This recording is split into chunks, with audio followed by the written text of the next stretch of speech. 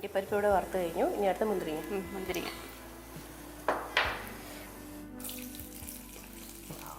എണ്ണ നല്ല ചൂടാണ്ട് പെട്ടെന്ന് ആയിക്കോളൂ.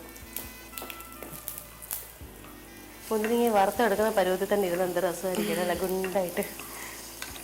അപ്പോൾ നല്ല എണ്ണ ചൂടായി തന്നെ പെട്ടെന്ന് മൂത്തു.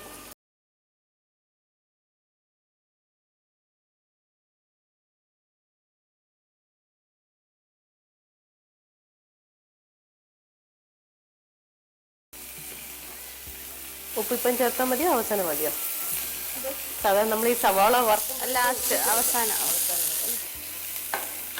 അടുത്ത എന്തുവാ ഉണ്ടായിരുന്നോ കൂടെ? ഇതിന് കുറച്ച് ഡാൽഡയും കൂടെ നമുക്ക് ചേർക്കാം. 1 സ്പൂൺ ഡാൽഡ എടുക്കും. നേരത്തെ നമ്മൾ പകുതി ഡാൽഡ എടുത്തിരുന്നു. അപ്പോൾ 1 സ്പൂൺ ഡാൽഡയും കൂടെ ചേർക്കാം.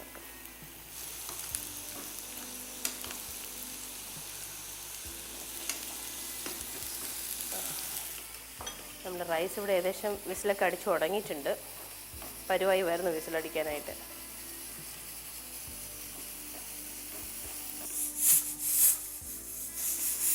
ഉള്ളി ഫുള്ളും നന്നായിട്ട് ഫ്രൈ ആവും. ഇത് വറുത്ത് കോരി മാറ്റിക്കണം. ഇപ്പം തന്നെ നമുക്ക് ഇതിൻ്റെ അകത്തുനിന്ന് ഈ ആവി വരുമ്പം തന്നെ നല്ല നെയ്യുടെയും പട്ടയുടെയും ഗ്രാമ്പൂവിൻ്റെ ഒക്കെ മണം ഇങ്ങനെ വരുന്നുണ്ട്. ഇത് ഉണ്ടാക്കി തുടങ്ങുമ്പോഴേ നാട്ടുകാർ അറിയുമല്ലേ എന്താ ഉണ്ടാക്കുന്നത്, എന്തോ സ്പെഷ്യൽ ഉണ്ടെന്നുള്ള മനസ്സിലാവും. പക്ഷെ അത്രയ്ക്ക് നല്ല സുഗന്ധമുണ്ട്. ഇപ്പം നിർത്തിയേക്കാം. അപ്പോൾ നമുക്ക് 2 മിനിറ്റ് അടച്ച് വയ്ക്കാം. ഫ്ലെയിം ഓഫ് ചെയ്തിട്ട് അങ്ങനെ തന്നെ വെച്ച് വയ്ക്കാം. അപ്പോഴത്തേക്കും ഇവിടെ നമ്മുടെ ഉള്ളി ഏകദേശം നല്ല മൂത്ത് കഴിഞ്ഞു.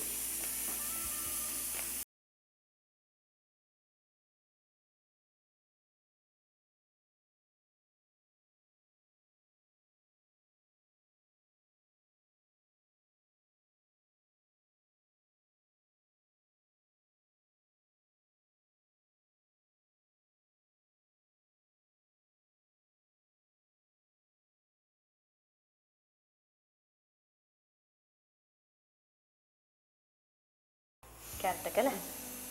ക്യാരറ്റും ബീൻസും. 1 ക്യാരറ്റാണ് നമ്മൾ എടുത്തിരുന്നത്, കുഞ്ഞു കഷ്ണങ്ങളായിട്ട് മുറിച്ചത്. ഇത് സ്ക്രേപ്പറിൽ കൊച്ചു കഷ്ണങ്ങളായിട്ട് തന്നെ മുറിച്ചെടുക്കണം. എങ്ങനെയും ചെയ്യണം. പിന്നെ സ്ക്രേപ്പറിൽ ചെയ്യുമ്പോൾ കുറച്ചും കൂടെ കുഞ്ഞു കഷ്ണവും പെട്ടെന്ന് പോവുകയും ചെയ്യും. ഇതിലേക്ക് സെലറിയുടെ തണ്ടെടുത്ത് ചെറുതായിട്ട് അരിഞ്ഞത്. സെലറിയുടെ തണ്ടെടുക്കാം.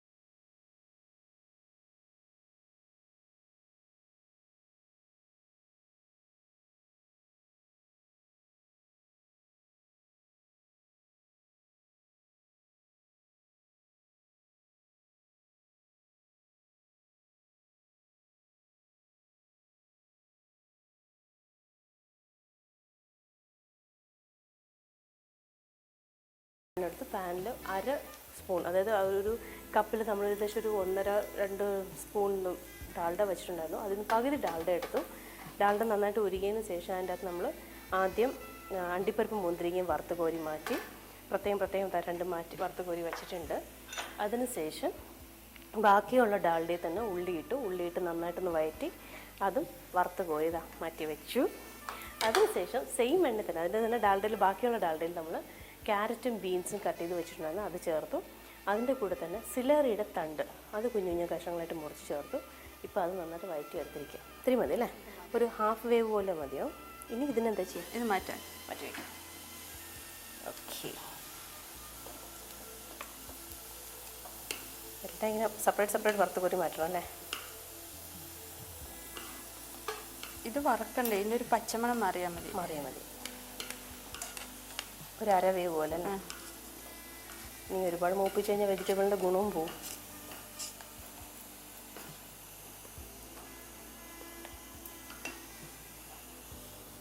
ഇനി എന്തുവാണ് അടുത്ത പരിപാടി? ഇതിലേക്ക് ആ ചിക്കനും കൊഞ്ചൂടെ ഇടാം. അപ്പോൾ നമ്മൾ എന്താ പറയുക, ഒരു അര കപ്പ് ഡാൽഡ കൊണ്ട് തന്നെ എല്ലാം പണി തീരുകയാണ്. ഇനി കൊഞ്ചെടുക്കാം. ചെമ്മീനല്ലേ? ചെമ്മീനാണ്, അത് കഴുകി വച്ചിരിക്കുന്നതാണ്. അത് നമുക്ക് വെറുതെ വറുത്ത് കോരിയാൽ മതിയോ? ഇതിലോട്ട് തന്നെ ചിക്കനോട് ചേർക്കാം. ചിക്കൻ രണ്ടും കൂടെ. ചിക്കൻ്റെ കുഞ്ഞു കുഞ്ഞു കഷ്ണങ്ങളാണ്, അതിൻ്റെ എല്ലൊന്നുമില്ല. കൂടെ കുറച്ച് കുരുമുളക് പൊടി ഇടാം. കുരുമുളക് പൊടി അത് എത്രയാണ് വേണ്ടേ? അത് ഒരു സ്പൂൺ.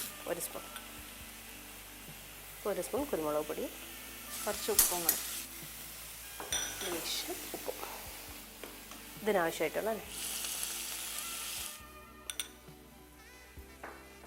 ഇനി ഇതൊന്ന് 10 മിനിറ്റ് ഒന്ന് വേവിക്കാൻ വെക്കാം. അടച്ചു വെച്ചാൽ മതി, വെള്ളവും ചേർക്കണ്ടേ? വേണ്ട. അപ്പം ചിക്കനും കൊഞ്ചും ചെമ്മീനും ചേർത്തു.